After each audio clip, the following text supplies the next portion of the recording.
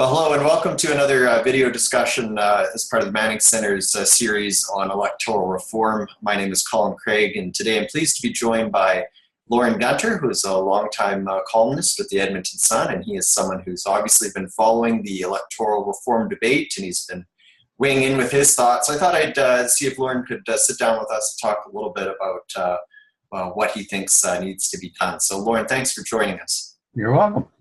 I thought what we would do today, Lorne, is start off by asking, I want to get your thoughts on what you foresee as problems with the status quo right now.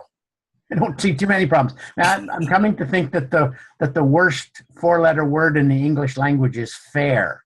I mean, you all get all these people who have high-minded ideas about changing the system because it's not fair. It's not fair to the people who vote for the NDP in Alberta and they don't get an MP. It's not fair for the people who vote for the Tories in Quebec and don't get an MP. You know, there are some inequities or some quirks in the system. I'd rather call them quirks than inequities. I mean, the system works the way it does. And the things that I worry about losing if we change the system too radically is that most other forms of democracy beyond first past the post lead to bigger government, because you have in the end then just an agglomeration of coalitions or interest groups, you know, getting their MPs all together, patting each other's backs and stealing out of taxpayers' pockets in order to pay for that, and you break the connection between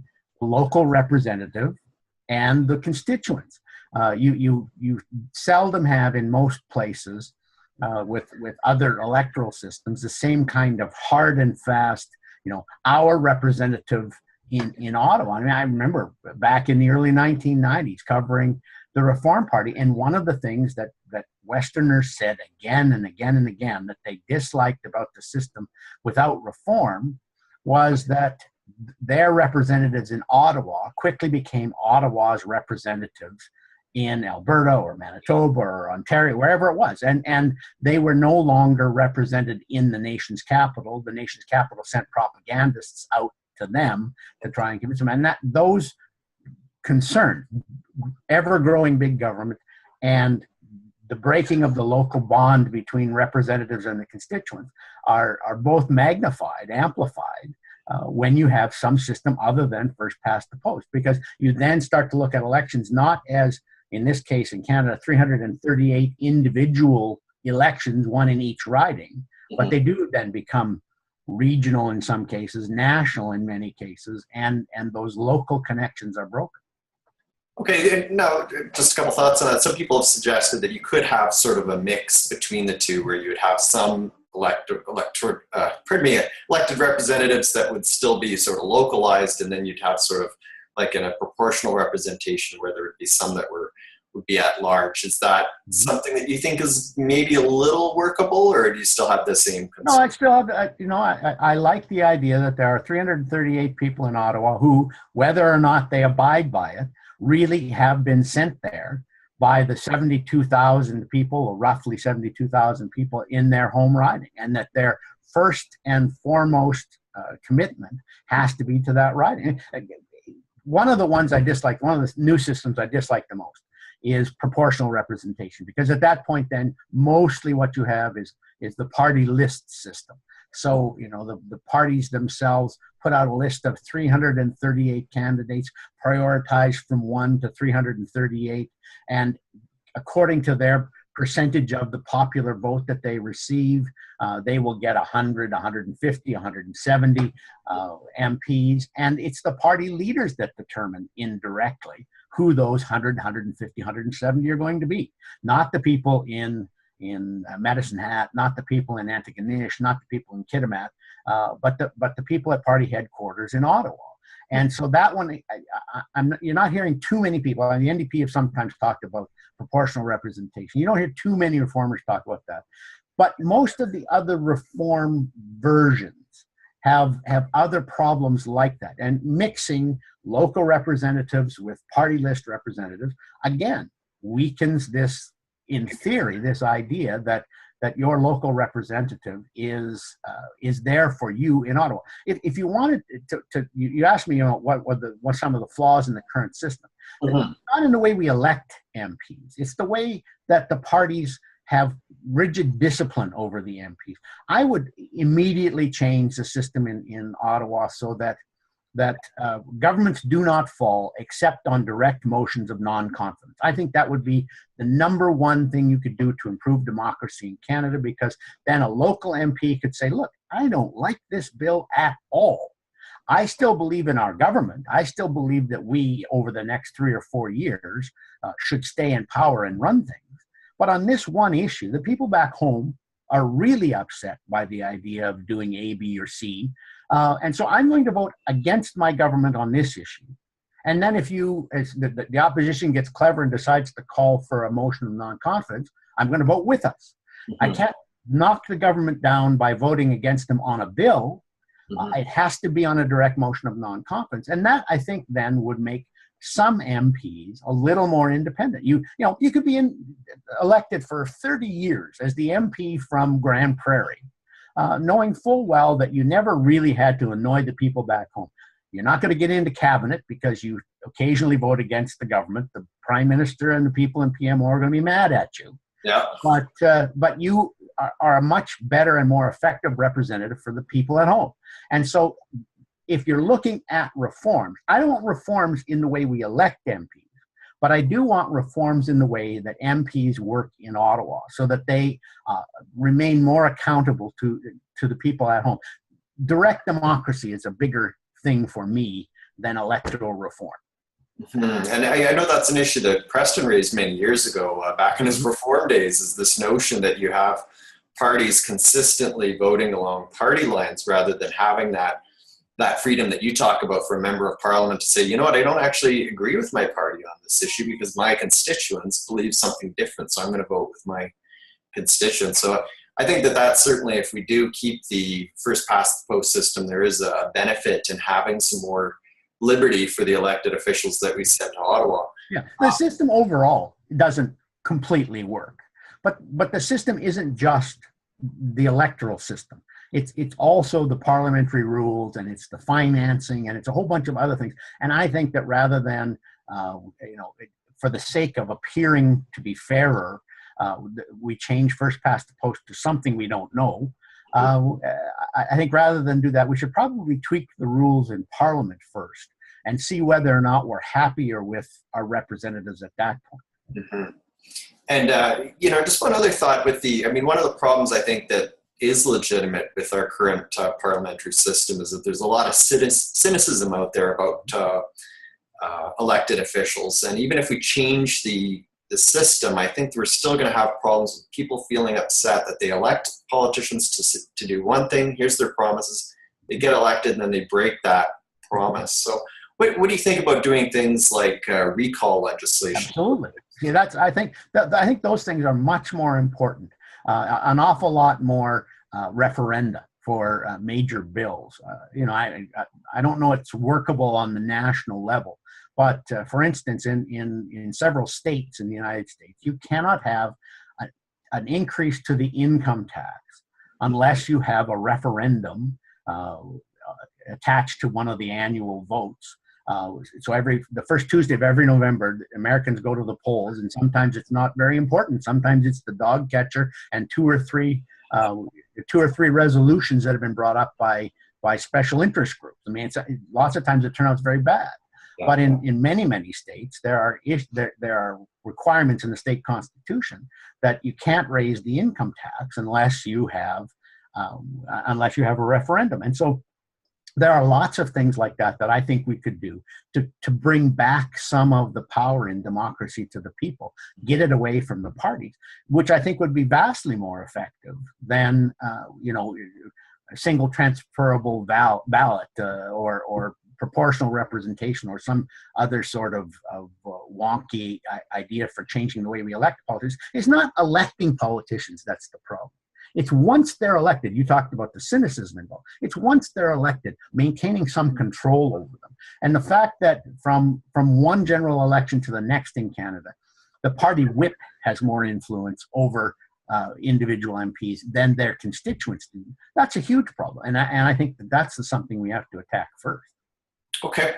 And one of the things, the other things I want to talk to you about is I want to get your take on this notion of whether or not we have a referendum before any changes are made or not. Certainly that's a hot topic.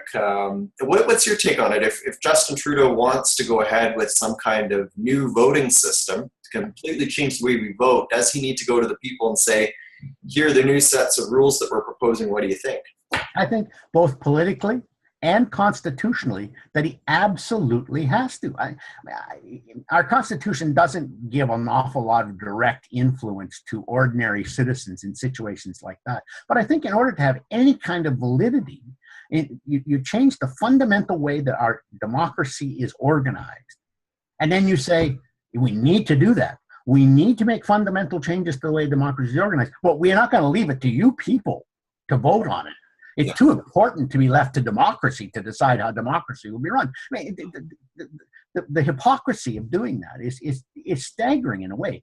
But, you know, I noted a reader sent me a note a few days ago with a photograph of an ad by two Liberal MPs in the Toronto area who are having town halls to consult their constituents on democratic reform. And I swear to you, it was the size of 2 postage stamps, and it was in very fine print. So, of course, they're trying very hard to get a system through that looks like democratic reform, but which favors the party in power. And one thing that we've seen again and again and again in Europe and Israel and in places around the world that use some form of elections that aren't first past the post is that policy tends to shift to the left. It is almost never the case that you can get a coalition through proportional representation or single transferable ballots that will in the end shrink government. So wherever government is when you put in the reforms, that's your zero mark. That's mile zero. And it's just going to get bigger and longer and further away from the people after that. Now, New Zealand several years back, they made the switch from, I believe, first past the post to, I think it's a sort of a mixed member proportional. They do have a mixed member one, yeah. My understanding is that they went through a referendum to say to the public, you know, do you want to change, yes or no? And then here's the system that we're proposing. What do you think? So I think that there's certainly, if we are going to change the electoral system, there needs to be that. Absolutely. I can't conceive of a political or moral argument for fundamentally changing Canadian democracy that does not involve putting the proposal before Canadians to get their yes or no. Yeah. And it really, the hypocrisy of it staggers me that you can say, well, yes, we're deeply concerned that our democracy has gone off the rails and it needs to be reformed to make it fair. But we're not going to ask you people how we're going to do that. We the great and mighty, will decide. It's just, you know, like the arrogance of that alone, it almost makes me choke. Yeah. No, just one final thought on that. If Justin Trudeau in his platform had have said, here's the new system that we're going to go to. Now, obviously, his platform didn't say that, just that we're going to change it. If he had have prescribed what system he wanted to switch to, do you think he would have more legitimacy to just do it without having a referendum? Yeah, he'd have more legitimacy to do that, but I still think there has to be a referendum. You know, I know that there are an awful lot of people, particularly people high up, who were put off by the 1992 Charlottetown Accord referendum because it didn't turn out the way the elites wanted it. Good, great. That's exactly why you have to do this, because it is ultimately, democracy means the power to the people, not the power to the people's representatives. I mean, we have representative government in Canada, which has always been you vote for your representative and count on him or her to use his or her wisdom to make the best decisions. But we need to go to a little more direct democracy, where in this day and age where, you know, it's so easy to get your opinion to your MP while he or she is sitting on the floor of the House of Commons. Oh, yeah. It doesn't make any sense to me that, you know, we just elect people for 4 years and turn everything over to them. And particularly when it comes to electing them, we certainly have to have more, like this reminds me of how we've now set up electoral financing in Canada, campaign spending.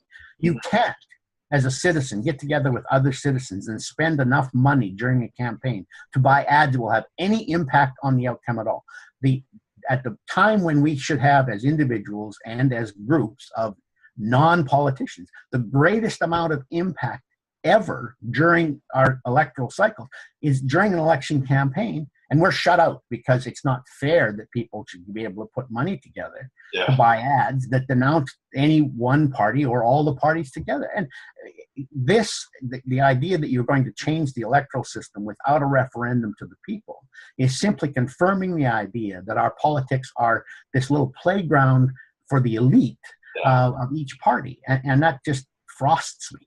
Yeah, and I think that also contributes to low voter turnout when you see politics constantly making those. You talked about cynicism earlier in this. That's another one of the reasons why people are cynical. They don't see that they have any influence over their politicians at all. And I'm sorry to say to all the electoral reformers, changing the way we elect politicians isn't going to alter that in any way.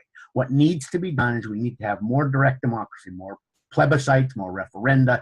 We need to have much freer MPs, people who are freer to vote against their party whips on individual issues. And that, I think, would make people far less cynical. And therefore, they wouldn't want to put all their eggs in electoral reform baskets. Perfect. Well, listen, thank you so much for sharing your thoughts on this. I know you've been following it closely, and you've got a lot of wisdom from many years of following politics and that. So I appreciate the opportunity to talk to you today. You bet, Colin. Thanks, Lorne.